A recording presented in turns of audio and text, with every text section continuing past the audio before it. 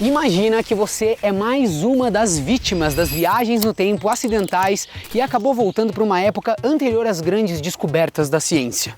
Ou talvez você seja um dos poucos sobreviventes de um apocalipse que destruiu toda a tecnologia da Terra. E já que você não pode voltar para o mundo que você vivia, sua única opção vai ser recriar o mundo moderno. Se você vai encarar esse desafio sozinho, a melhor estratégia é desenvolver primeiro uma ferramenta que te ajude a recriar todas as outras. Uma que acelere o desenvolvimento da tecnologia e do conhecimento humano. Sim, acho que é melhor a gente começar com a ferramenta mais poderosa já criada. Está na hora de reinventar o computador do zero.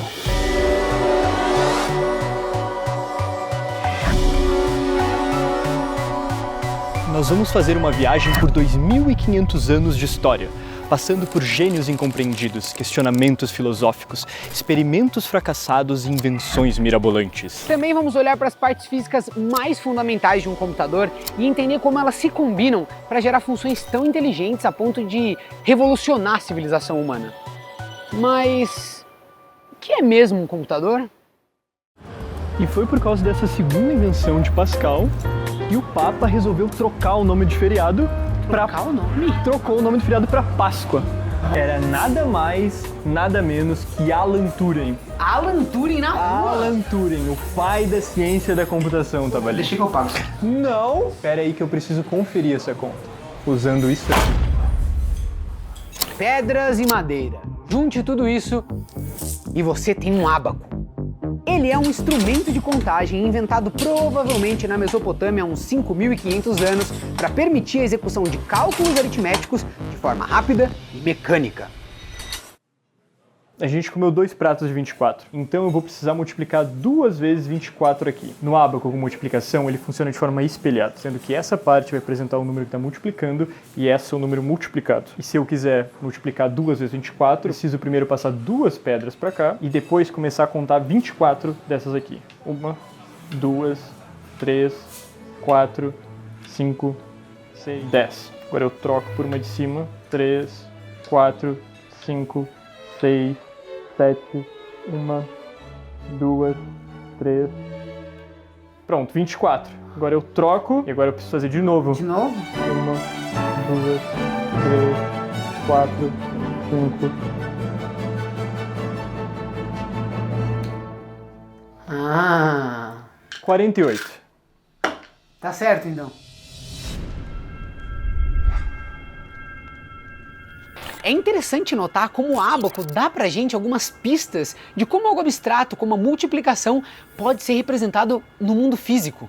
Afinal, ele é um dos primeiros numa linha de instrumentos de contagem que eventualmente levou ao computador que você usa. Só que por mais prático que ele seja, o ábaco ainda exige que alguém passe as pedrinhas manualmente de um lado para o outro. Na Renascença, alguns novos dispositivos tentaram resolver ou melhorar essa inconveniência, mas nenhum teve sucesso absoluto até 1642, quando um jovem de 19 anos foi obrigado pelo pai a ajudar com o monótono trabalho de supervisionar a coleta de impostos de uma cidade francesa. Ele ficou muito entediado com a natureza repetitiva da tarefa, e aí é claro que, como qualquer um de nós, ele foi lá e inventou a primeira calculadora mecânica, que era capaz de executar somas, subtrações, multiplicações e divisões, tudo automaticamente, apenas com a ajuda de algumas viradinhas de manivela.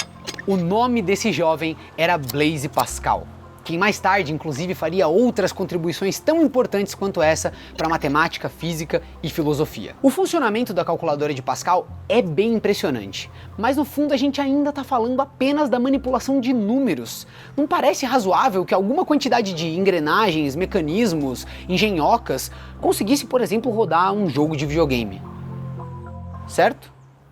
Em 1843, Ada Lovelace publicou em francês a tradução de um artigo científico sobre o projeto de uma nova máquina de calcular. Usando engrenagens, dispositivos e manivelas, a máquina seria capaz de manipular palavras, lógica, música e qualquer outra coisa que precise de símbolos para ser transmitida. Sentindo-se um pouco insegura de publicar suas ideias em um artigo próprio, Ada resolveu adicioná-las apenas como notas da tradutora. Anos depois, os comentários da Ada acabariam se tornando muito mais famosos e importantes que o artigo em si, que só é sequer lembrado por causa dela.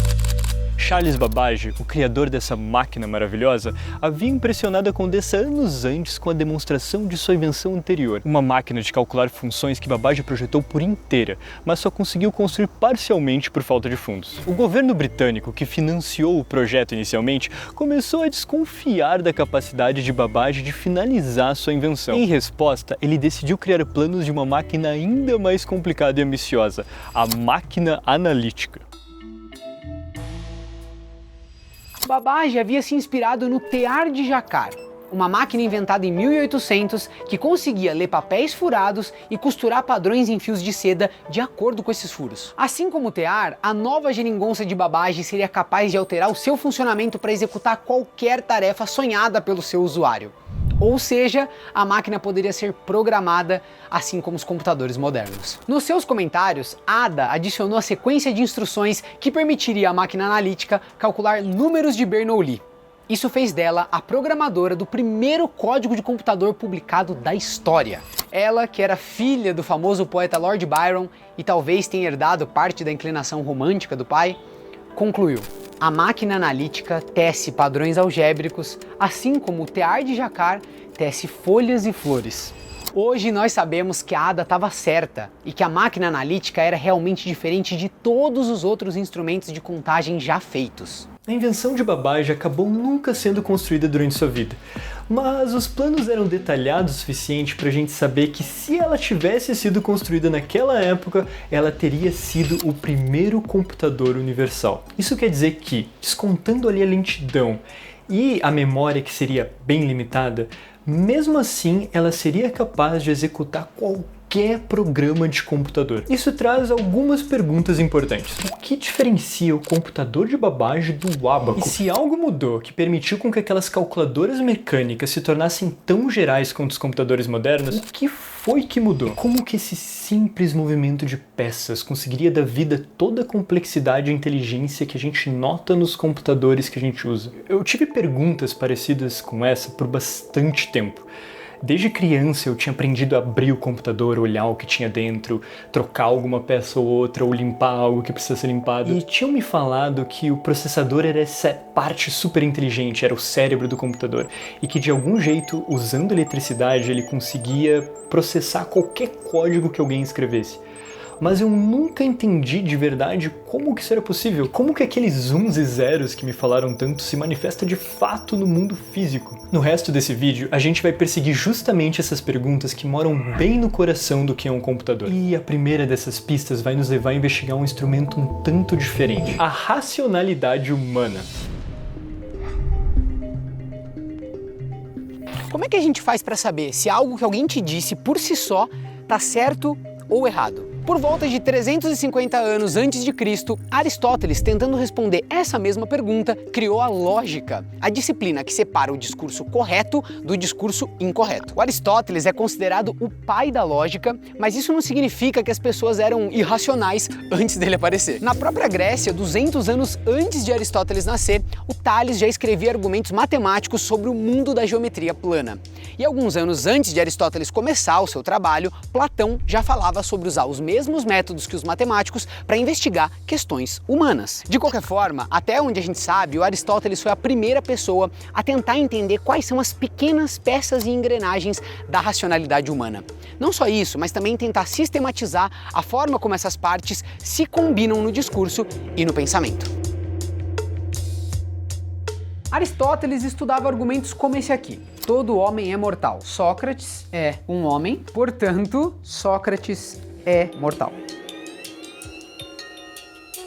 Bom, se for mesmo verdade que todo homem é mortal e que Sócrates é um homem, é inescapável que Sócrates é mortal. Mas Aristóteles fez mais do que simplesmente listar argumentos corretos. Substituindo as particularidades por uma letra, ele conseguiu observar as particularidades por trás de cada argumento. A gente pode trocar o XYZ por qualquer outra coisa. E se as duas primeiras frases forem verdade, a terceira não tem outra escolha senão ser verdade também.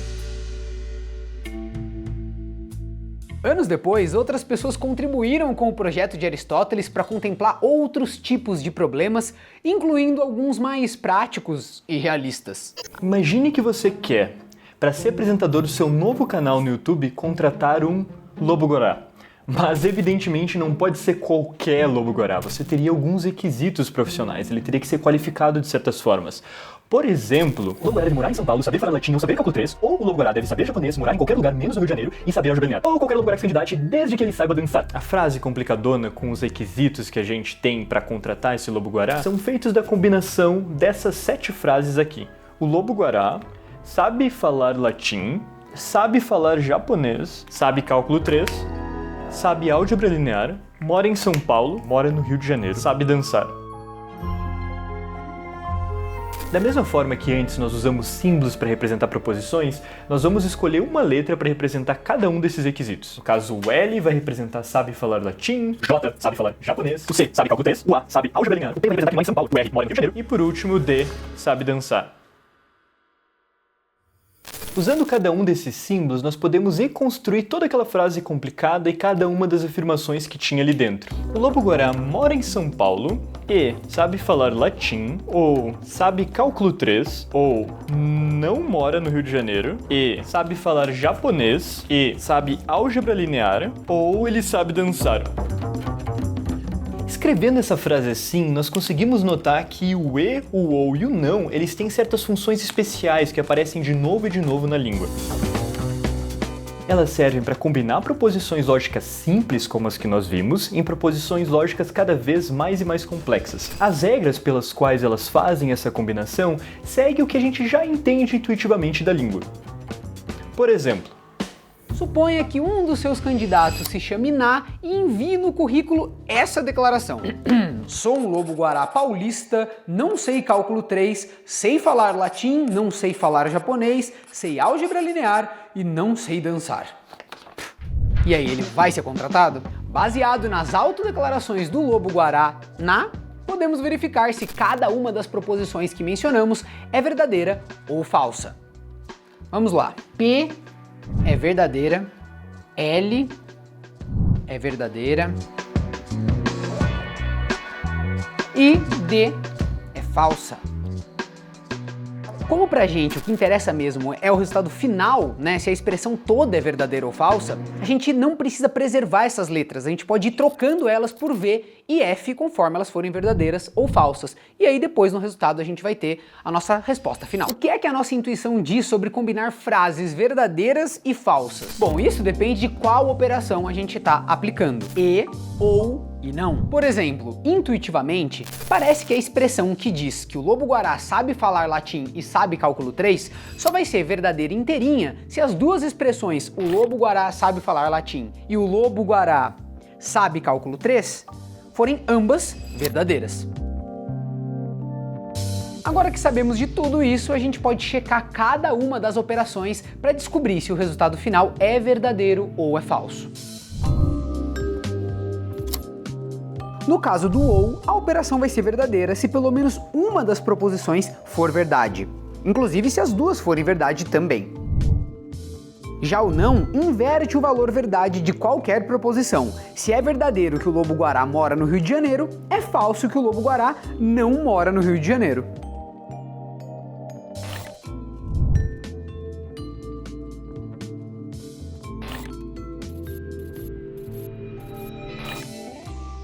A boa notícia é que o Ná satisfaz todos os nossos requisitos e vai entrar para a equipe, a não ser que ele não tope o salário. Parece que a nossa tentativa de codificar parte do pensamento humano tá dando certo, mas deu muito trabalho. Será que a gente vai precisar repetir tudo isso cada vez que a gente quiser contratar um lobo-guará diferente? Em 1838, o editor do recém-fundado Jornal Matemático de Cambridge recebeu uma carta de um remetente não muito usual. O manuscrito se intitulava Teoria das Transformações Analíticas e havia sido escrito por um então desconhecido jovem de 23 anos, o qual, após abandonar a escola aos 16 para ajudar financeiramente os pais, continuou estudando matemática apenas na companhia silenciosa de seus livros. Apesar de certas particularidades que revelavam a inexperiência do escritor, o editor do jornal percebeu ali uma faísca de genialidade e decidiu aceitar a publicação do artigo. Assim começou a carreira científica do inglês George Boole, que é um dos matemáticos e lógicos mais importantes do século XIX.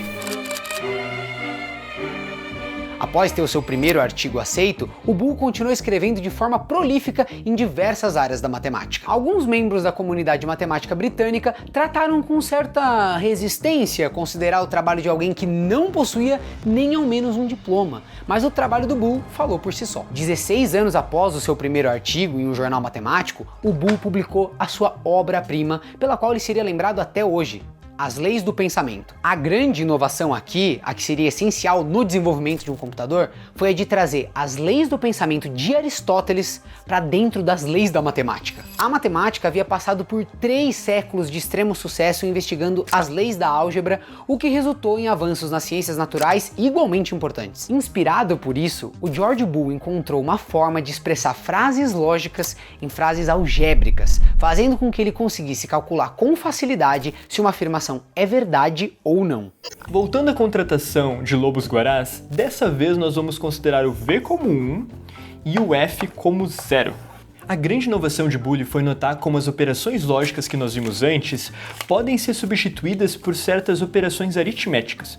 Nesse caso, por exemplo, o E pode ser substituído pela multiplicação, o OU pela adição, e o não, que é um pouquinho mais complicado, na verdade vira 1 menos o valor que a gente tinha antes, que eu vou chamar de x aqui. Na lógica de Boole, a multiplicação ela funciona igual a multiplicação normal, só que usando só 1 e 0.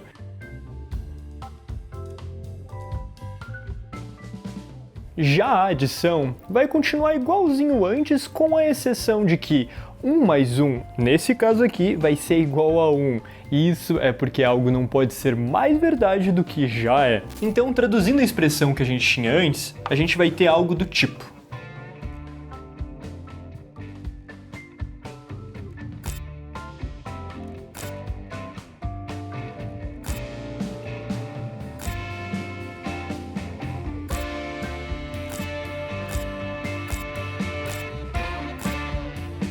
nós mostramos 2 coisas importantes aqui. A primeira é que, de alguma forma, nós conseguimos reduzir as investigações da racionalidade humana de Aristóteles a cálculos tão simples que poderiam ser feitos em um ábaco de apenas uma pedra. A segunda coisa é que, organizando as coisas direitinho, o cálculo quase se faz sozinho. Quase se faz sozinho. A ideia de Babbage foi boa, mas já deu para notar que vai ser meio difícil rodar um jogo, por exemplo, usando um computador mecânico. Por isso, vamos utilizar algo que gere mais energia e que não force ninguém a ficar parado girando uma manivela: a eletricidade. As fontes mais acessíveis para serem transformadas em eletricidade são o fogo, o vento e a água. E na dúvida, escolhe a água, porque ela é abundante, renovável e o gerador que é usado é relativamente simples de fazer, afinal as primeiras versões datam de mais de 2000 anos. Para construir o nosso gerador, a gente vai precisar basicamente de madeira, cobre e ímãs. Só que a gente tem alguns probleminhas com a nossa lista de materiais. Madeira a gente tem de sobra e o cobre também é simples, porque ele é um material abundante, ele é o primeiro material a ser dominado, amplamente pelas civilizações antigas, justamente por ele ser encontrado na natureza, já pronto para ser moldado, sem precisar passar por processos complexos de purificação, por exemplo. E o esforço para o cobre vai compensar em dobro, porque a gente vai usar ele depois também para fazer os nossos fios. Agora, para achar os ímãs vai ser um pouquinho mais complicado. Eles já eram conhecidos há milhares de anos, mas isso não quer dizer que eles eram fáceis de ser encontrados, pelo contrário. E mesmo que você desse sorte e encontrasse um ímã, provavelmente ele não ia ter força suficiente para ser usado aqui no nosso gerador e conseguir gerar eletricidade. Portanto, meu amigo, a sua jornada atrás dessas pedrinhas magnéticas vai ser longa e bastante trabalhosa, cheia de obstáculos e desafios. Mas quem é que disse que fazer um gerador do zero ia ser fácil, né? Juntou tudo? Então vamos começar a montar o nosso gerador. Primeiro, você vai fazer uma roda de madeira e conectar espátulas por toda a circunferência. Essa roda vai ser movimentada pela correnteza da água, que vai movimentar algumas engrenagens, que lá no fim vai fazer com que o nosso ímã entre e saia de uma bobina de cobre. O campo magnético do nosso ímã entrando e saindo de uma bobina de cobre, como Michael Faraday descobriu em 1832, vai gerar uma corrente elétrica. Agora é simples, basta você levar essa corrente elétrica através de um fio até o nosso computador e pronto. Achou fácil? Pois é, você acabou de inventar a eletricidade. Agora que a gente já tem eletricidade disponível, vamos aproveitar para falar melhor das limitações da máquina de babagem. Mais tarde a gente vai ver exatamente o porquê dessa máquina, apesar da velocidade e da memória, conseguir executar todos os programas que os computadores modernos conseguem. Mas todo mundo que já usou um computador para algo importante, como jogar Minecraft, sabe que a velocidade é fundamental. E para a gente entender o longo caminho que temos pela frente usando essa eletricidade que a gente acabou de inventar para melhorar a máquina analítica, vamos compará-la com um dos processadores mais poderosos do mercado, o Intel Core i9 13900K. Como referência para essa disputa, a gente vai usar uma versão da máquina diferencial de babagem que é mantida pelo Museu da História da Computação e que teria mecanismos de adição muito similares ao da máquina analítica. Essa geringonça de babagem conseguiria fazer em média uma operação por segundo. Para fazer a quantidade de operações que o nosso i9 aqui faz em 1 minuto, a gente precisaria de mais de 10 bilhões de máquinas de babagem operando lado a lado. Mas se você acha que essa comparação é um tanto injusta, que tal um supercomputador que em 1985 custava 32 milhões de dólares? O Cray 2, no ano do seu lançamento, era o computador mais poderoso que a humanidade já tinha construído. Ocupando a área de um armário inteiro e pesando tanto quanto um elefante, ele era 150 mil vezes mais rápido que o computador guia da Apollo 11. Impressionante, vai? Mas mesmo assim, nós precisaríamos de mais de 20 mil desses supercomputadores rodando ao mesmo tempo para chegar na velocidade desse processador aqui que cabe na sua mão. E tem muito mais do que simplesmente velocidade num processador moderno como esse 9 aqui. Existem diversos outros fatores da arquitetura desses chips, alcançados depois de décadas de evolução, que tornam eles capazes de rodar até os jogos e programas mais pesados. E olha que a gente nem tá falando da 14ª geração da Intel que acabou de chegar no Brasil, vai ser liderada pelo i9 14900K e além de ter um poder bruto de computação muito maior, vai contar com diversos sistemas de inteligência artificial que se adaptam às tarefas mais pesadas. Ainda bem que você não precisa reinventar o computador para ter um processador desses. Quer saber mais sobre os novos processadores da Intel? Os links estão na descrição. Para conseguir controlar diferentes partes da nossa nova rede elétrica, a gente vai precisar de um interruptor, uma forma de impedir ou liberar a passagem de energia para o nosso circuito. Como, por exemplo, se a gente precisar ligar ou desligar uma lâmpada. Mas pensa comigo, parece que tem uma ideia sutilmente escondida aqui. As proposições lógicas que a gente viu antes podem ser verdadeiras ou falsas, 1 ou 0. E esse nosso circuito parece ter uma característica similar. Ou o interruptor está fechado ou aberto. Ou a lâmpada está ligada ou desligada. Isso nos sugere uma forma nova de representar o valor verdade de uma proposição, ou seja, se ela é verdadeira ou falsa, mas dessa vez usando eletricidade. Mas será que poderíamos combiná-los com outros circuitos para representar aquelas proposições compostas, como foi no caso lá do recrutamento dos nossos funcionários? A resposta é sim. Esse circuito aqui, com 2 interruptores em sequência, só acende a lâmpada quando os 2 estão fechados. Análogo àquele e lógico, que só é verdadeiro quando as 2 proposições ali sendo combinadas também são verdadeiras. Já esse circuito aqui, com os 2 interruptores em paralelo, vai ser verdadeiro quando pelo menos um dos interruptores estiver fechado. Já se os 2 estiverem abertos, aí o circuito fica desligado. E sem surpresa nenhuma, esse circuito aqui se comporta como aquele nosso ou lógico. Já esse circuito aqui é um pouco diferente. A gente tem 2 caminhos que a energia pode passar. Esse de cima tendo uma resistência maior e sendo que a energia passa pela lâmpada. O de baixo tem uma resistência menor. Então, se o interruptor for fechado, a energia vai preferir passar pelo interruptor de baixo, desligando a lâmpada. Assim, a gente tem a funcionalidade do não lógico. Quando o interruptor fecha, a lâmpada desliga, o contrário do que a gente estava acostumado. É claro que a próxima etapa é tentar usar isso na contratação de lobos-guarás. Cada uma das proposições que a gente viu antes está representada aqui com interruptores. A gente tem aqui 3 caminhos diferentes e cada um deles representa um ou. Isso quer dizer que se a energia passasse por qualquer um desses caminhos já seria o suficiente para ligar a nossa lâmpada, ou seja, o nosso lobo-guará ser contratado. Por exemplo, se o lobo-guará souber dançar, olha só, ele já vai ser contratado. Para a energia conseguir passar por esse outro caminho aqui, por exemplo, o nosso lobo-guará tem que saber japonês e tem que saber álgebra linear. Só quando ele cumpre esses 2 requisitos que ele pode ser contratado. Porém, ele não pode ser do Rio de Janeiro. Se ele for do Rio de Janeiro, olha só o que acontece. Ele não é contratado. Então aqui nós temos o exemplo de um NOT funcionando ao vivo, olha só. contratado. E se for carioca, não contratado. Para a energia passar pelo último caminho, ele tem que ser de São Paulo. Então eu vou até colocar o P que não estava aqui. Então, ó, ele tem que ser de São Paulo, a gente tem que fechar aqui o contato. Mas não basta ser só de São Paulo. Ele tem que saber ou cálculo 3 ou tem que saber latim. Olha só que legal, se ele souber latim, ele já é contratado, não precisa saber cálculo 3. E se ele souber só cálculo 3, ele também já é contratado. Não precisa saber os dois. Se ele souber os dois, também não tem problema. Se eu fechar os dois aqui, tá tudo certo. Mas é ou um ou outro. Vamos ver se o nosso lobo que estava concorrendo à vaga, passaria ou não aqui segundo o nosso circuito de teste e verificação de candidatos. O P é verdadeiro, o L é verdadeiro, o C é falso, tá certo? O R é falso, o A é verdadeiro, o J é falso e o D é falso. E o L é verdadeiro. E tá aqui confirmado mais uma vez que o Na vai entrar para a equipe. Agora eu quero que você pare um pouco e pense sobre o que a gente acabou de fazer, que foi simplesmente enganar a eletricidade para pensar logicamente por nós. É surreal.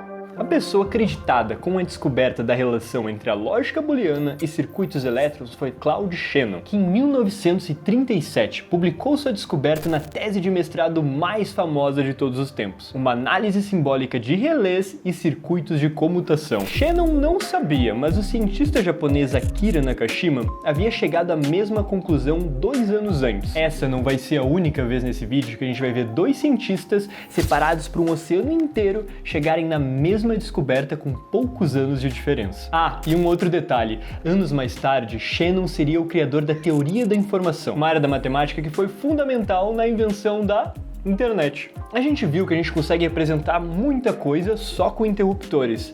Mas, espera aí, quem que vai ficar abrindo e fechando os interruptores dentro do computador? Bom, claro que não tem ninguém lá dentro, né? Espero que não. Não do meu. Fique tranquilo que a gente não vai ferir o direito dos gnomos nem das fadas, porque tem uma forma muito mais eficiente de otimizar essa parte, com uma tecnologia que a gente já usou para gerar eletricidade, o eletromagnetismo. Como a gente viu quando a gente gerou eletricidade usando um moinho, mover um ímã dentro de um cilindro de fios gera uma corrente elétrica nesses fios. Mas se ao invés da gente mover um ímã no centro da nossa bobina, a gente aplicar uma corrente nesse fio, a gente vai criar um campo eletromagnético aqui que vai poder afastar ou atrair objetos. O que a gente acabou de fazer é criar um eletroímã, um ímã que pode ser ligado e desligado quando a gente quiser. E se a gente usar o eletroímã que a gente acabou de criar para construir uma engenhoca dessa aqui, a gente vai ser capaz de fechar ou abrir o interruptor apenas usando eletricidade. Olha só.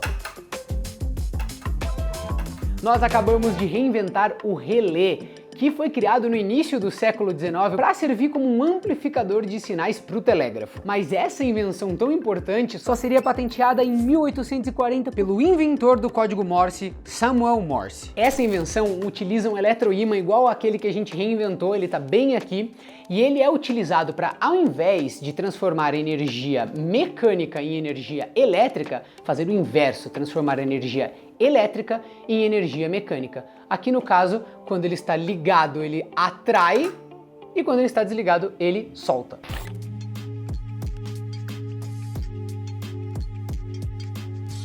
Quando eu energizo o nosso eletroímã e ele atrai esse ferro aqui de cima, ele fecha o circuito que está vindo aqui dessas 2 pilhas do outro lado e permite com que a energia chegue até o nosso LED acendendo ele.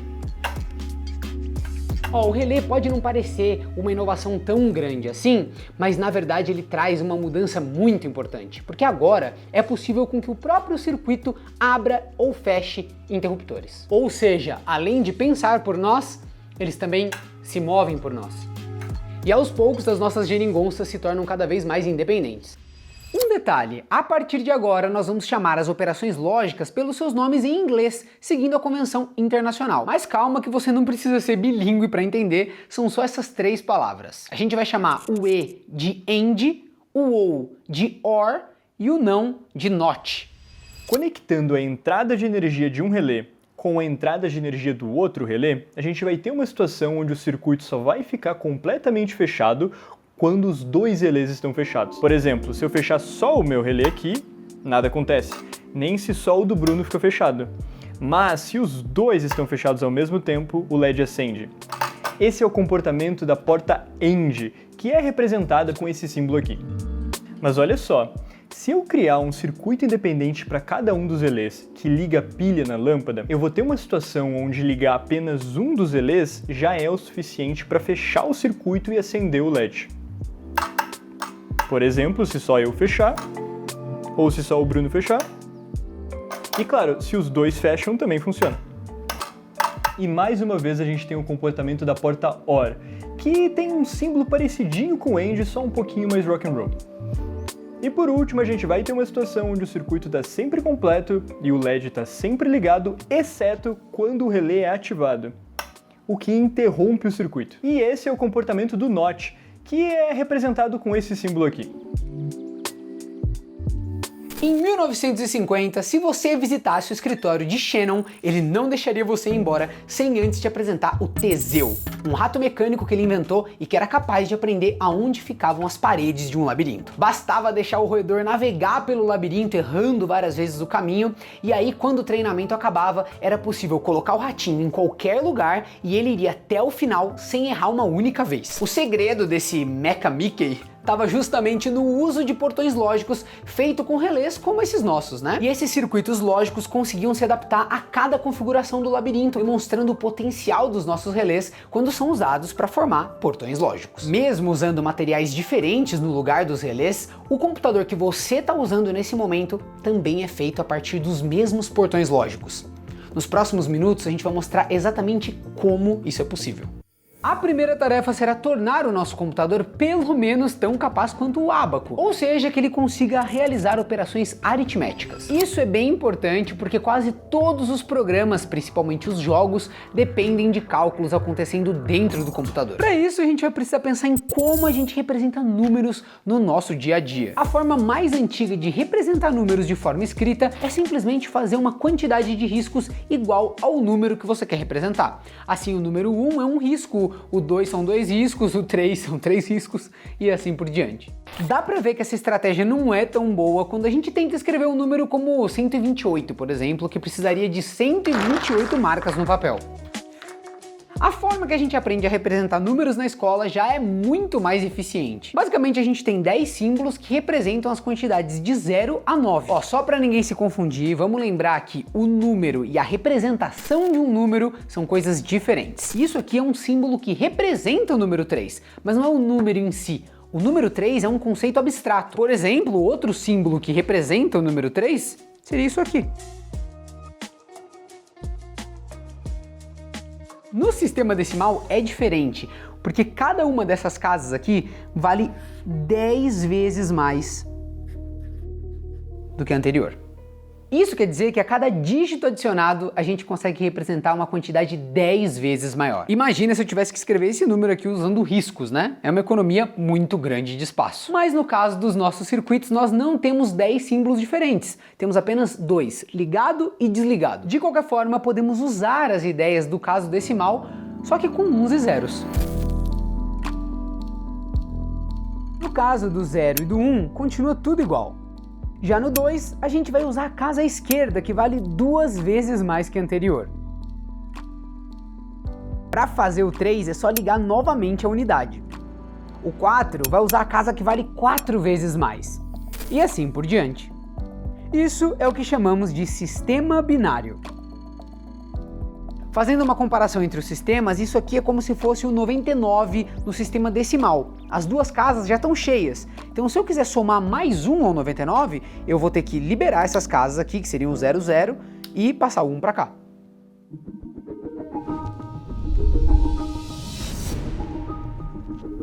Mas por que números binários? Bom, em primeiro lugar, não tem nada de especial com o sistema decimal. Ele é só uma convenção que surgiu há muito tempo atrás e provavelmente por conta desses 10 dedos aqui, muito úteis para contar. Já o sistema binário é realmente especial. Ele é o sistema mais simples que é capaz de expressar tudo que a gente está acostumado no sistema decimal. Como Quine disse uma vez, Tudo que se vale a pena dizer pode ser dito com apenas 2 caracteres. E é do sistema binário que surgiu a palavra bit, que vem de binary digit, tão conhecida aí no mundo da computação. É uma medida de quantos dígitos binários a gente tem disponível para guardar informação. Imagina um trem chegando numa intersecção em que ele pode virar à direita ou à esquerda, ou seja, ele tem 2 possibilidades de caminho. Agora, se em cada um desses caminhos ele puder virar à esquerda ou à direita de novo, então ele tem 4 caminhos possíveis. Repetindo isso, ele tem 8 caminhos possíveis. É exatamente assim com os bits. Adicionar um dígito significa dobrar a quantidade de informação que a gente consegue armazenar. Por isso, com 8 bits, nós temos o que é chamado de 1 byte. E um único byte pode representar 256 coisas diferentes. Nós ainda vamos ver exatamente como esses bytes estão relacionados com a quantidade de memória do seu computador. Mas antes, a gente precisa encontrar uma forma de usar os nossos portões lógicos para calcular somas e subtrações. Vamos voltar para a época da escola onde você aprendeu a somar números desse jeito. 1 com 3 é 4, 9 com 2 dá 11, a gente deixa um aqui, sobe o outro e aí temos o resultado 114. Esse mesmo processo aqui pode ser feito com números binários, a gente só precisa mudar um pouquinho as coisas. 1 com 1 é 0 e sobe 1, e 1 com 1 é 0 e sobe 1. Temos o nosso resultado. Mas como que a gente pode representar essa soma com os nossos circuitos? Sempre que temos um problema complicado, é legal a gente tentar encontrar como ele pode ser reduzido a partes mais simples. Olhando com atenção para apenas uma das linhas aqui da nossa soma, a gente só precisa se preocupar com 2 coisas. Qual número fica embaixo da casa sendo somada e se um número vai ser carregado, ou seja, passar para a próxima casa ou não. Nessa tabela aqui a gente consegue ver o que acontece na casa do resultado, depois daquele traço que a gente coloca na nossa soma. E no caso da soma de números binários, quando a gente soma 1 com 1, o resultado lá embaixo, né, depois do nosso traço, é 0. E vai ter um 1 que vai ser carregado para a próxima casa. A gente vai ver nessa outra tabela aqui, que trata dos valores carregados apenas. Quando a gente está somando 1 com 1, como a gente está fazendo aqui, o resultado embaixo da nossa linha do resultado é 0, como mostra nessa tabela aqui. E a gente vai ter um 1 que vai ser carregado para a próxima linha, que é o que diz aqui, ó. Quando a gente soma 1 com 1, um valor vai ser carregado para a próxima linha aqui da nossa operação. A estratégia do Rolandinho de separar o valor que fica embaixo da casa e o valor que é carregado nos sugere tentar criar um circuito para cada um desses casos. Para evitar que a gente precise ficar conectando um relé no outro, a gente vai usar essa representação aqui a partir de agora. Parece que a tabela do valor carregado se encaixa direitinho com o comportamento de um portão AND. Cada um desses botões brancos aqui é uma entrada de energia que vai representar o 1 quando estiver ligada e o 0 quando estiver desligado. Como a gente já sabe, no caso do AND, o valor de saída só vai ser 1 quando os 2 valores de entrada também forem 1.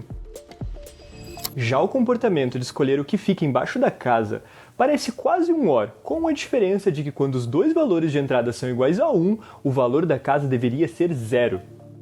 Para resolver isso, primeiro a gente vai combinar um AND e um NOT para formar um NAND.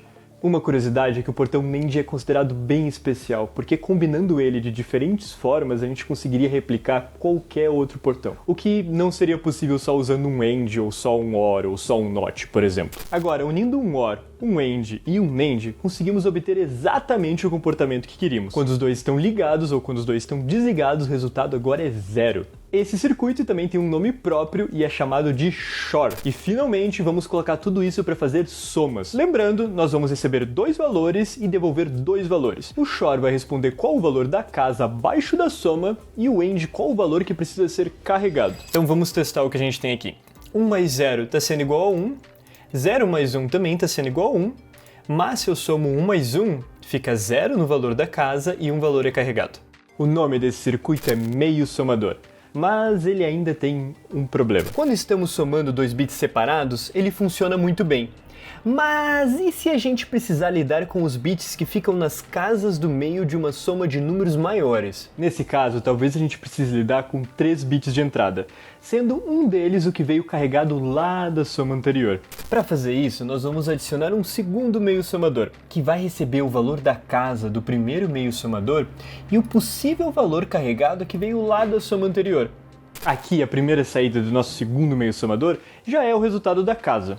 Mas e os valores que podem ter sobrado nessas segundas saídas dos dois meios somadores? Como em um meio somador nunca acontece das saídas da casa e do carregamento serem em 1 ao mesmo tempo, também nunca vai acontecer dessas duas saídas sobrando em cada meio somador estarem ligadas ao mesmo tempo. Por isso a gente só precisa ligá-las em um OR que vai nos dizer se temos um valor carregado para a próxima casa ou não. E o nome desse circuito é somador completo, ou só somador. Agora, se a gente precisar somar dois números de 4 bits, a gente só precisa alinhar 4 somadores. A gente pode ver que está funcionando direitinho. 1 mais 1 vai dar igual a 2, 1 mais 2 vai dar igual a 3 e assim por diante. Aqui vai um aviso. Se quisermos manter apenas essas 4 saídas, as coisas podem dar muito errado. No caso em que a nossa soma for maior que 4 bits, o resultado transborda e começa a contar de novo a partir do zero. É como se a gente estivesse contando os valores em torno de uma roda que deu a volta completa e voltou para o zero. No nosso caso aqui, parece fácil de resolver. É só adicionar mais uma casa de carregamento. Mas e se a gente pegar esse resultado e tentar somar ele com outro valor de 4 bits bem grande? Não importa quão poderoso seja o seu computador, sempre vai existir um limite físico no quão grande podem ser esses números somados. Há males que vêm para o bem, porque é justamente o transbordo o artifício que a gente vai usar para trabalhar com subtração em circuitos. A definição do negativo de um número, o -9, por exemplo, é justamente um número que, somado ao original, vai dar zero. -9 mais 9 igual a zero. Vamos transferir essa lógica para os números binários e vamos usar o 9 em binário. A estratégia para a gente encontrar uma forma de representar o negativo num circuito é encontrar um número que, se somado a esse aqui, vai resultar zero. Vamos começar invertendo ele aqui então. Tá aqui invertido e depois de somar isso aqui, a gente vai receber 1 em todas as casas. Somando mais 1, a gente vai ter 0 em todas as casas, com um 1 sobrando, né, que passaria para a próxima casa. Mas se a gente estiver limitado só a 4 dígitos, esse 1 vai acabar ficando de fora dos 4 dígitos e vai se perder no transbordo.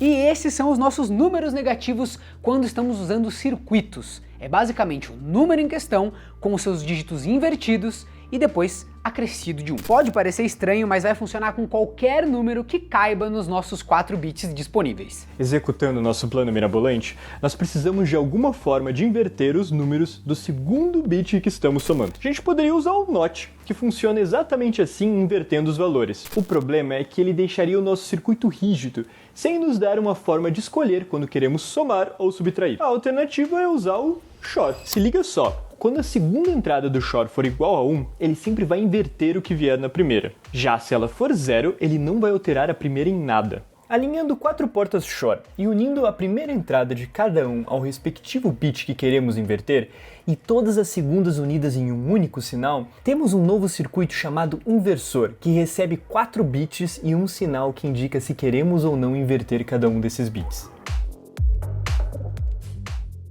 Agora, vamos posicionar esse inversor para receber o segundo número que queremos operar no nosso somador de 4 bits e colocar mais essa entrada extra que vai sinalizar se queremos somar ou subtrair. Quando quisermos subtrair, esse sinal vai ser 1, o que vai ativar o inversor. Como o Rolandinho explicou agora há pouco, para tornar esses números negativos, além de inverter os bits, ainda vai faltar somar 1. Por isso, vamos aproveitar esse mesmo sinal para adicionar 1 lá na entrada de dígito carregado desse primeiro somador, que claro, não estava sendo usada para nada. E juntando tudo isso, nós temos uma unidade de aritmética. Se a gente somar 1 mais 1, a gente ainda obtém 2, mas se eu ligar o sinal de subtração, aí eu tenho 0. Se eu subtrair de 2, 1, aí eu tenho 1. E se eu subtrair de 3, aí eu tenho 2. Se eu subtrair de 8, 3, eu tenho que ter 5. Tudo muito bonito, mas todas essas contas precisam ir para algum lugar, né? Tá na hora de responder como computadores conseguem se lembrar das coisas. Conectando 2 portões OR e 2 portões NOT de uma forma bem estranha, nós temos um dos circuitos mais importantes da história do computador. Se eu apertar o botão de setar, o que vai acontecer é que esse OR aqui vai ligar, o que vai fazer com que esse NOT receba um sinal ligado. E ele vai inverter esse sinal, desligando ele, passando um sinal desligado para esse OR, que agora vai passar um sinal desligado para o seu respectivo NOT, o que vai inverter esse sinal ligando a lâmpada. Mas tem algo curioso aqui. Esse fio aqui volta lá para o primeiro OR, fazendo com que ele permaneça ligado, ou seja, enviando um sinal ligado para o NOT, que daí inverte o sinal e leva um sinal desligado para o OR, que continua desligado e, portanto, o segundo NOT continua ligado. E agora, não importa quantas vezes eu apertar o botão de setar, a lâmpada vai continuar ligada. Agora, olha só, se eu apertar o botão de resetar, esse OR aqui que estava desligado vai ligar, o que vai fazer com que ele envie um sinal ligado para o NOT, que vai desligar esse sinal, desligando a lâmpada. Mas, de novo, esse fio que volta lá no primeiro OR vai fazer com que esse OR agora desligue, que antes estava ligado, ou seja, esse primeiro NOT vai continuar passando um sinal ligado para o OR, e agora não importa quantas vezes eu aperte o botão de resetar, o sinal continua desligado. Parece que esse circuito de alguma forma consegue se lembrar qual foi o último botão que eu apertei. O nome desse circuito é flip-flop e ele é a parte mais básica da memória de um computador. Podemos manter essa mesma ideia em um formato um pouco mais útil. Vamos usar dois ENDs para substituir os botões de Set e Reset por um botão que eu vou chamar de Info e o outro de Modificar. O botão Info me diz qual informação queremos salvar no flip-flop, isso é, se é 1 ou 0. Já o Modificar permite ou não que o que já estava no flip-flop mude. Se o modificar está desligado, não importa o que eu aperte, o valor salvo no flip-flop não muda. Já se ele está ligado, aí o flip-flop vai assumir o valor vindo do botão Info.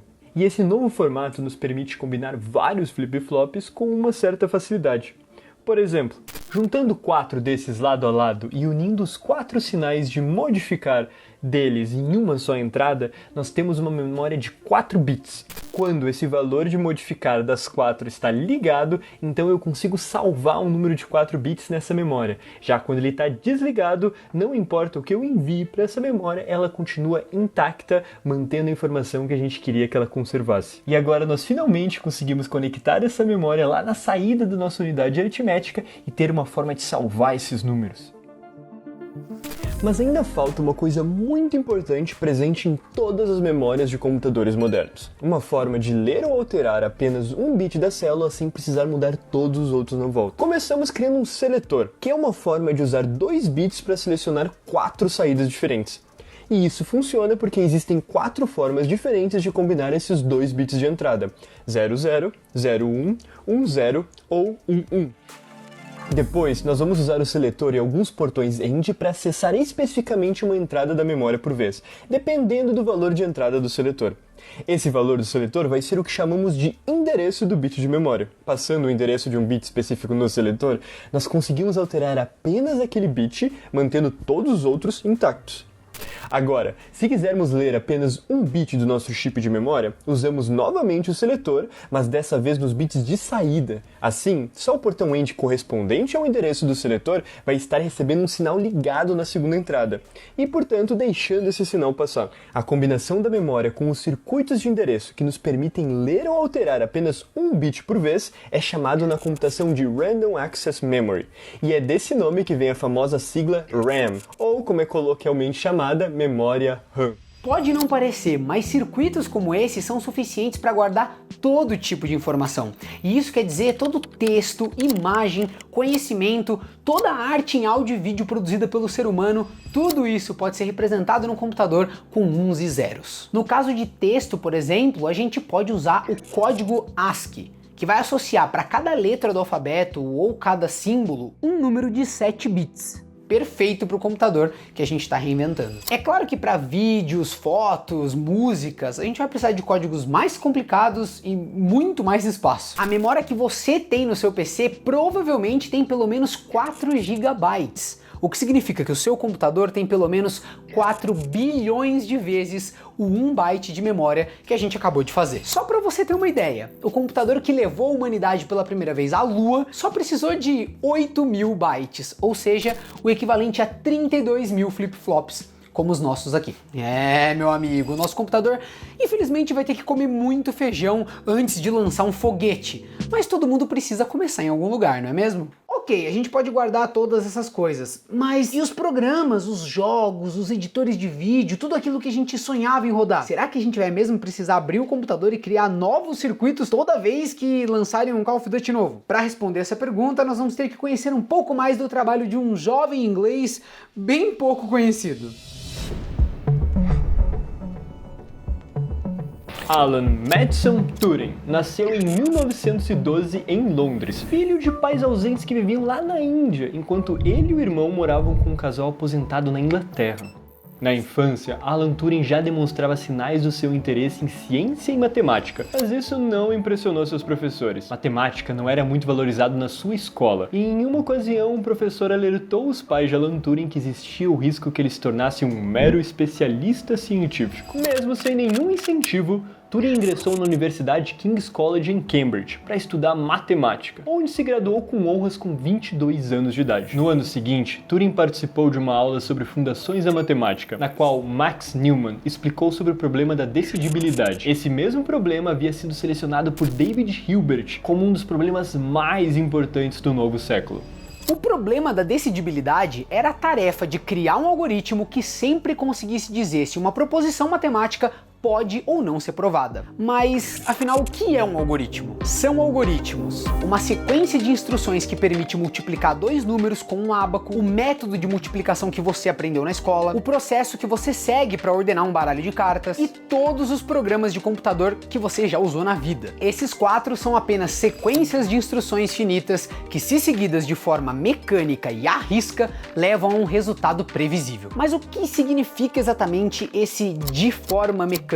Apesar de algoritmos já serem usados desde as civilizações mais antigas da história, até Alan Turing tentar resolver o problema da decidibilidade, ninguém tinha conseguido dizer exatamente o que era um algoritmo. Poucos meses depois daquelas aulas, o Turing entregou na mesa de Max Newman o primeiro esboço do artigo chamado Sobre os Números Computáveis, que demonstrava ser impossível desenvolver um algoritmo que sempre conseguisse dizer se uma proposição matemática é verdade ou não. Mas sabe o que é engraçado e que acontece bastante na história da ciência? A parte mais relevante do artigo nem é a solução do problema, mas sim a forma como Turing demonstrou essa solução.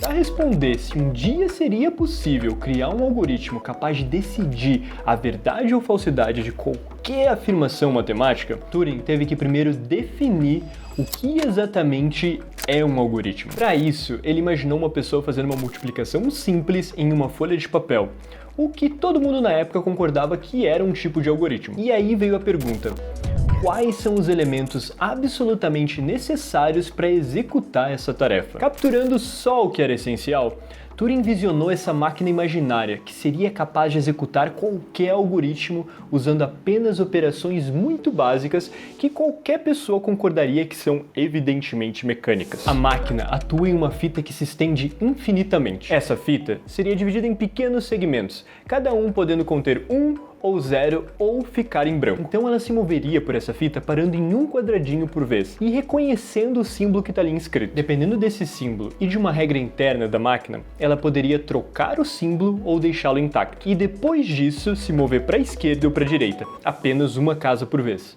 Como exemplo, nós vamos ver uma máquina bem simples que tem a única função de adicionar 1 ao número que ela recebe na fita. Nesse caso, a fita que a gente está usando tem o número 27 escrito em binário. O resultado que a máquina tem que nos devolver é o número 28, também escrito em binário. Agora a gente vai entender quais são as regras que a máquina tem que seguir para conseguir executar essa tarefa.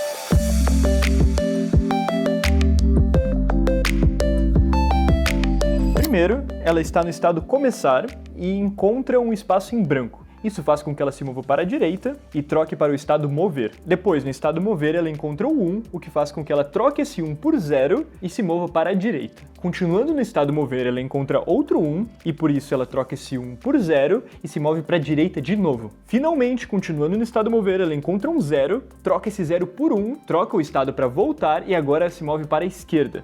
No estado voltar, toda vez que ela encontrar um 0, ela vai continuar indo para a esquerda até que ela chegue no final da fita onde tem um espaço em branco. E lá, vendo o espaço em branco, ela troca para o estado parar, que encerra o funcionamento da máquina.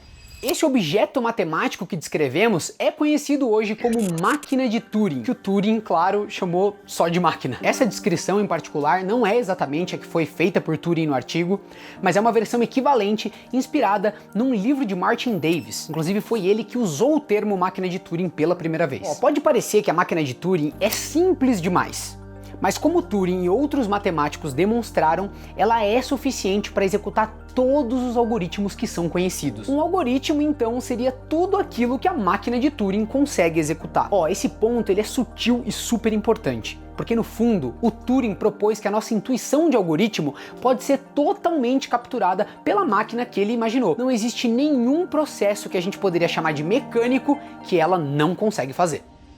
Olha só, essa proposta de definição de Turing não é algo que pode ser provado matematicamente. Como o que ela promete é capturar as noções intuitivas de um algoritmo que matemáticos já tinham por milênios, o melhor que a gente pode fazer é verificar que ela de fato consegue executar tudo aquilo que a gente já entende por um algoritmo.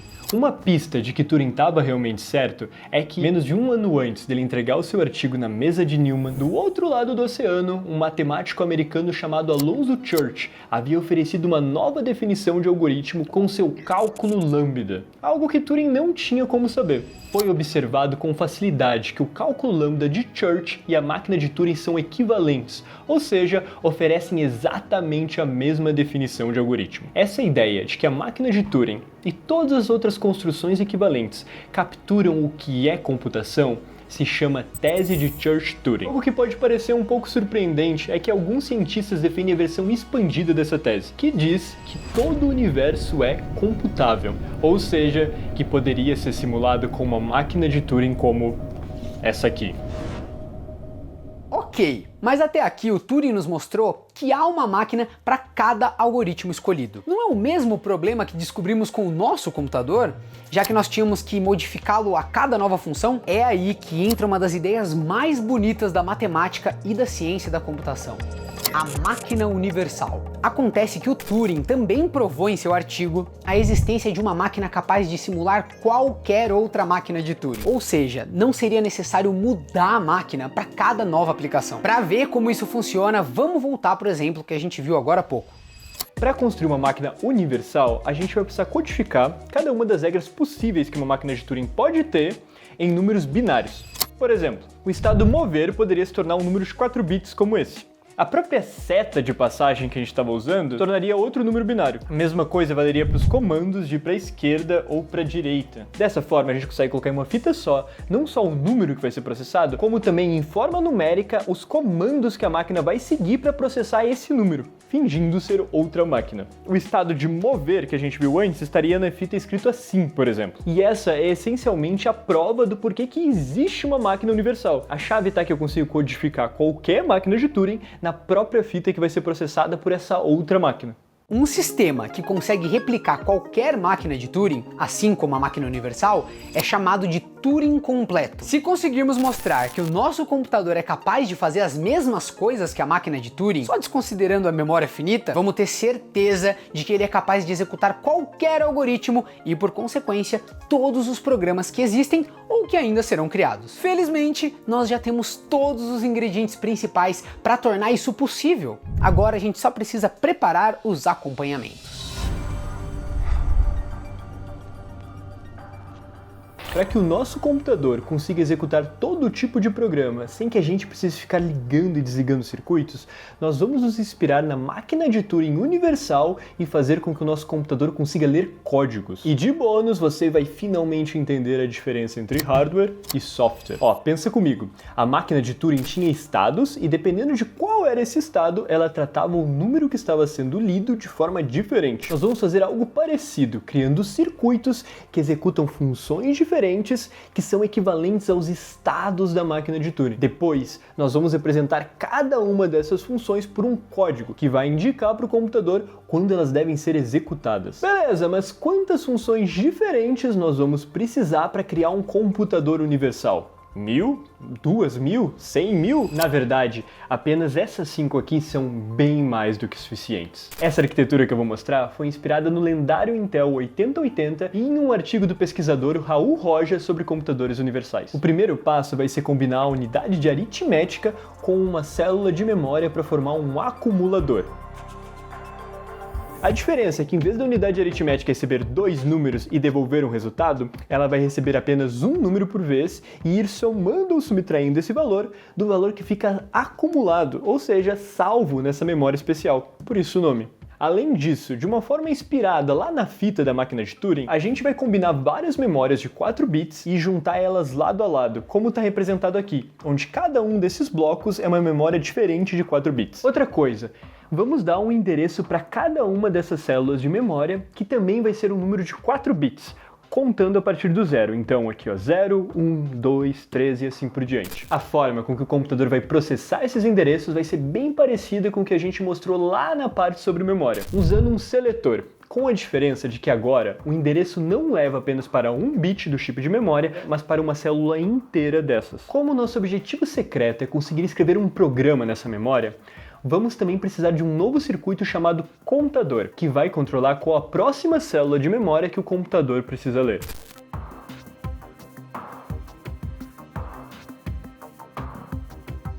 Internamente, ele é feito com uma memória de 4 bits e mais alguns circuitos espertos que permitem com que ele adicione 1 ao valor do endereço. Agora, lembra daqueles códigos que a gente mostrou? Como a memória só consegue lembrar de números binários, nós vamos escolher um número de 4 bits para cada um deles. O add, que adiciona um número ao acumulador, vai ser representado por 1100. O sub, que subtrai um número do acumulador, vai ser o 1101.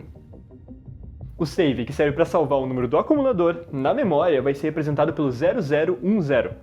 O limp, que zera o acumulador, vai ser o 0011. E o MPR, que vem de mudar para, vai ser o 1010. Mas como que tudo isso funciona junto para permitir que o computador leia códigos? Como ele vai saber o que fazer quando lê um? Seria um pouco complicado e bem entediante mostrar cada circuito de controle que seria necessário para essa tarefa. Mas como a gente já explicou os princípios de como criar novos circuitos antes no vídeo, nós vamos te falar apenas o principal, para que você entenda como os códigos realmente são lidos na máquina e possa replicar esse feito em caso de emergência. Sincronizado por um relógio, o computador vai levar a energia lá para o endereço de memória da vez. Esses 4 bits guardados na célula então vão controlar a passagem de energia por uma série de portões AND, OR e NOT que vão descobrir qual o código exato que está sendo lido. As opções vão ir afunilando cada vez mais até que só sobra energia no circuito correspondente ao código certo. Ó, lembra comigo que cada um desses valores aqui é um ponto onde a energia está ligada ou desligada. No 1 a energia está ligada, no 0 a energia está desligada. Se eu passar os 2 primeiros bits de um código por um portão AND e o resultado for 1, isso me garante que esses 2 bits eram 1. E portanto, só com essa informação a gente sabe que o código precisa ser um add ou um sub, porque eles são os únicos códigos que começam com 2 1s em sequência. Agora, passando um OR pelos últimos 2 bits e recebendo um resultado positivo, a gente vai saber que pelo menos um deles precisa ser 1. E portanto, o único código que satisfaz isso é o sub. É algo muito similar que o computador vai fazer para cada um desses códigos, até que ele encontre exatamente qual é o circuito que precisa receber energia. Acompanha comigo. Se o código for add, o computador vai ser ativado para ler o valor da próxima célula como um endereço de memória. Esse endereço que estava aqui nessa célula vai ir para o seletor. O seletor então vai enviar energia para esse novo endereço, que nesse caso vai ser essa célula aqui, mas dessa vez com um sinal que diz que esse valor deve ser lido como um número e somado ao acumulador. Algo bem similar acontece com o sub, só que dessa vez um sinal é enviado para o acumulador, informando a unidade de aritmética que a operação que ela deve fazer é subtração em vez da adição. O save também vai ler a célula seguinte depois dele como um endereço de memória. Ele vai então ativar uma série de circuitos que ativa o botão de salvar naquele endereço, permitindo com que o que estava lá seja trocado pelo valor que fica salvo no acumulador. Já o limp é o mais simples de todos os nossos códigos. Tudo que ele faz é ativar um circuito que fica pré-programado aqui no acumulador, que vai zerar tudo que está salvo na memória. Já o mudar para é o mais complicado de todos. Primeiro ele checa se o acumulador está sinalizando que está vazio, usando uma série de portões AND, e depois, se o acumulador estava realmente vazio, ele então vai ler o valor da próxima célula como um endereço de memória e trocar o valor que está no contador por esse novo endereço. Assim, enganando o contador a pensar que ele estava prestes a ler esse novo endereço que acabou de entrar aqui. O MPR pode parecer um pouco sem sentido, mas na verdade ele é essencial, porque vai permitir ao computador saltar para diferentes partes da fita, ao invés de sempre processá-la na mesma ordem. Agora vem a parte legal mesmo. Combinando esses códigos, podemos fazer coisas bem complicadas. Agora a gente vai fazer coisas bem complicadas, tu acredita?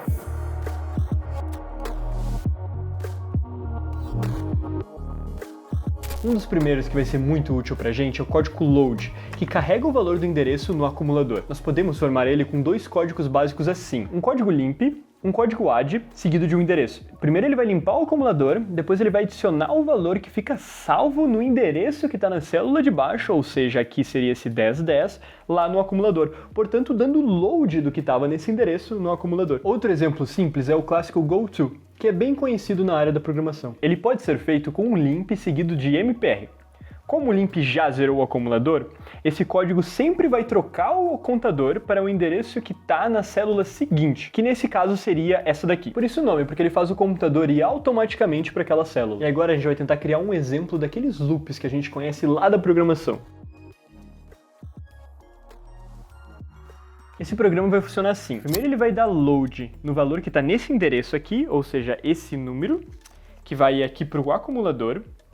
Depois ele vai dar sub, ou seja, ele vai subtrair o valor que está nesse endereço do acumulador, que no caso aqui é só 1, ou seja, em vez de 12 em binário, esse valor vai virar 11 em binário. Depois ele vai salvar o valor que estava no acumulador no mesmo endereço de antes, que é esse aqui. Então agora o valor que fica aqui nesse lugar é o 11. Quando chegar no mudar para, ele vai conferir se o valor do acumulador é 0.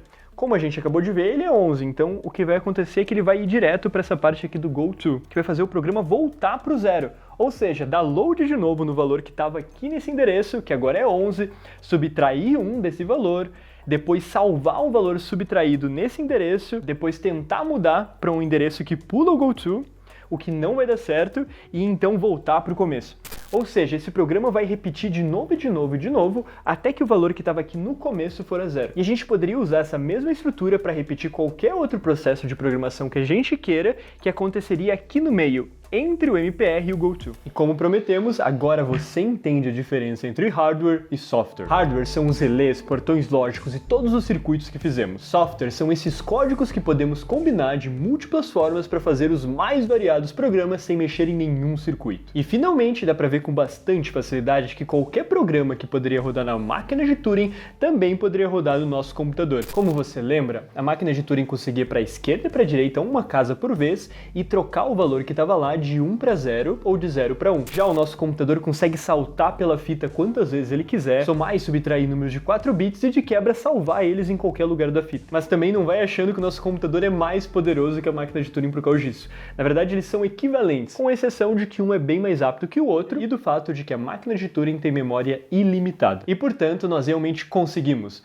O computador que projetamos, se fosse construído de fato, seria universal, tão poderoso quanto qualquer computador moderno. Mas pera, os computadores são realmente feitos dessa forma? Bom, sim e não. A forma de construir um computador mudou muito durante as últimas décadas, mas os princípios que a gente viu até aqui continuam os mesmos. No mesmo ano que o Turing publicou seu artigo tão importante, um estudante de doutorado de física de Harvard estava indignado com a necessidade de fazer longos cálculos repetitivos em uma calculadora mecânica de mesa. E aí, reclamando sobre isso, ele acabou descobrindo que no sótão do departamento haviam algumas rodas de latão que foram construídas anos antes para ajudar com cálculos similares ao que ele estava precisando resolver. E foi assim que Howard Alkin reencontrou partes da primeira invenção de Babbage, isso 100 anos após o inventor ter abandonado o projeto por falta de fundos. E exatamente as mesmas rodas de latão foram usadas no primeiro projeto computacional do Alkin, que foi construído com relés como o nosso computador, e chegou muito perto de finalmente alcançar o sonho de Babbage. Esse feito, no entanto, ficou para o Z3, um projeto construído por Konrad Zuse na Alemanha em 1941. O Z3, usando 2600 relés foi o primeiro computador funcional que pôde ser considerado universal. Desde então, as coisas mudaram muito. O relé foi substituído por outras tecnologias que conseguem representar zeros e uns de uma forma muito mais rápida. A primeira substituição foi por tubos a vácuo, e depois veio a maior invenção de todas, o transistor. A invenção de engenharia mais importante do século passado foi a de transformar isso nisso. O silício é um dos elementos mais comuns do planeta Terra e compõe em torno de 25% da areia que você encontra na praia. E além disso, o silício é um semicondutor, um elemento que fica um tanto em cima do muro quanto à livre passagem de elétrons. A chave dessa invenção foi modificar o silício para que a condutividade dele pudesse ser controlada com a aplicação de uma pequena voltagem positiva. Dessa forma, o transistor consegue funcionar como um interruptor, que ao contrário dos relés, não precisa de nenhuma peça abrindo e fechando para impedir ou permitir a passagem de eletricidade. E é exatamente por isso que, comparado a qualquer outra forma de representar uns e zeros que veio antes, o transistor em pouquíssimo tempo se tornou mais barato, mais duradouro e, principalmente, muito menor. O que possibilitou que computadores fossem produzidos em massa e, por consequência, transformassem o mundo. Em 1965, o pesquisador e engenheiro Gordon Moore, que foi um dos fundadores da Intel, observou que o número de transistores por microchip tende a dobrar a cada ano. Algum tempo depois, ele corrigiu essa previsão para cada 2 anos, que na sua forma final ficou conhecida como a Lei de Moore. Por exemplo, em 1971, o primeiro microprocessador comercial da história, que foi o Intel 4004, possuía uma densidade de 188 transistores por milímetro quadrado. Pouco mais de 2 anos depois, com o Intel 8080, a densidade subiu para 300. 8 anos depois, o Intel 80286 tinha uma densidade de 2.730 transistores, 9 vezes maior. E as mudanças foram cada vez mais drásticas. Em 2008, o valor já era de quase 2.800.000 com o Core i7. E hoje, com o Core i9 14.900K, o valor é absurdo, gente. É mais de 100 milhões de transistores por milímetro quadrado. Alguns interpretam que a Lei de Moore se refere ao inevitável progresso da tecnologia. Outros acham que a Lei de Moore chegou ao seu limite no ano desse vídeo aqui, devido aos problemas quânticos que vão surgir ao se tentar produzir transistores ainda menores. Eu, pessoalmente, prefiro uma terceira visão. A de que a Lei de Moore não é uma previsão, mas ela é um objetivo. A cada ano, muito esforço é colocado em alcançar essa meta, e se não for possível diminuir o tamanho de transistores, nós vamos sim encontrar outra forma de aumentar o poder computacional da humanidade. Nos primeiros computadores, como foi o caso lá do Mark I, os programas eram escritos à mão, em folhas de papel mesmo. Para que eles sequer conseguissem entender o que eles estavam fazendo, os programadores escreviam palavras-chave que representavam aquelas funções do computador, de forma bem parecida com o que a gente estava fazendo agora há pouco. O programa em texto então seria traduzido para código binário e só então colocado no computador. Mais tarde, foram inventados programas que automaticamente conseguiam fazer essa tradução. Lá no começo dos anos 50, uma programadora chamada Grace Hopper, que foi muitas vezes comparada com a Condessa de Lovelace, escreveu um desses primeiros tradutores e cunhou o termo compiladores. Não demorou nada para alguém usar o trabalho de Hopper e de outras pessoas como base para criar linguagens ainda mais amigáveis. E isso nunca parou. Linguagens de programação cada vez mais parecidas com o discurso cotidiano foram lançadas todos os anos desde então. Mesmo que abandonar o código binário tenha feito a gente perder um pouquinho de intimidade com o computador, foi esse castelo de abstração que permitiu com que pessoas por todo o mundo seguissem os passos de Lovelace e escrevessem programas cada vez mais complexos e incríveis.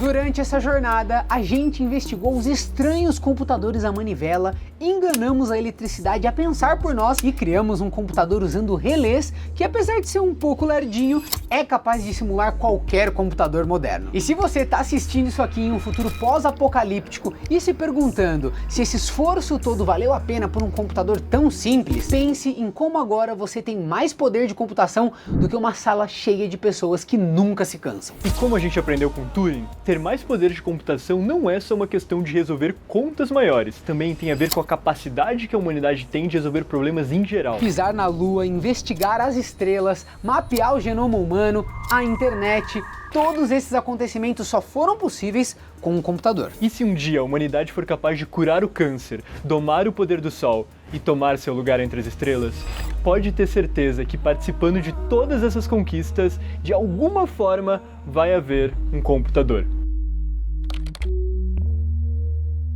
E você acabou de inventar um. E esse foi o primeiro vídeo do Infinitamente, um projeto novo, um canal de YouTube que vai falar sobre ciência de uma forma aprofundada, mas sempre divertida, interessante, sem subestimar quem está assistindo. Se você ainda não é inscrito, se inscreve, mas se você já era inscrito, não fica assustado, esse era o meu canal pessoal, mas os vídeos que estavam aqui estão salvos em outro canal, que eu vou deixar o link na descrição. Mas não vai embora não, continue inscrito porque esse projeto aqui está sendo feito com um super carinho e você vai ser muito importante para o futuro desse projeto. Ah, e eu preciso apresentar o Adrian para vocês, que é o meu parceiro nessa jornada nova. Ele gosta muito de computação, matemática, todos os temas, né, envolvendo ciência. Se apresenta pra galera. E aí, pessoal, beleza? Fazer esse canal se tornar possível tem sido a realização de um sonho. Pra nós dois, né? Pra nós dois, de poder trabalhar aprendendo e divulgando ciência. Então, eu espero muito que vocês tenham gostado desse vídeo tanto quanto a gente gostou de fazer ele. Foi uma loucura. Foi uma loucura. Ó, fazer vídeos como esse que você acabou de assistir dá muito trabalho, exige muito carinho e dedicação. Esse vídeo, por exemplo, ele levou mais de 4 meses, um arquivo de pesquisa de mais de 40 mil palavras, 1 tera de gravações. Sim. E a gente queria muito poder continuar fazendo vídeos como esse. A gente tem ideias de vídeos sobre astrobiologia, sobre neurociência, Inteligência artificial. Inteligência artificial. Muitos temas legais, gente. Se você curte essa ideia e quer ajudar nessa missão, você pode, por exemplo, comprar as camisetas exclusivas do canal que estão na loja. Muito maneiro. Tem até uma que é exclusiva desse vídeo aqui, que a gente fez especialmente pra esse vídeo. As referências. É, vocês assistiram o vídeo? Se vocês assistiram o vídeo, estão entendendo. Entenderam tudo, ó. A máquina de Turing, transistor. Tem tudo aí, ó. E foi essa invenção que fez só pra trocar o nome do feriado Pra Páscoa. Perfeito.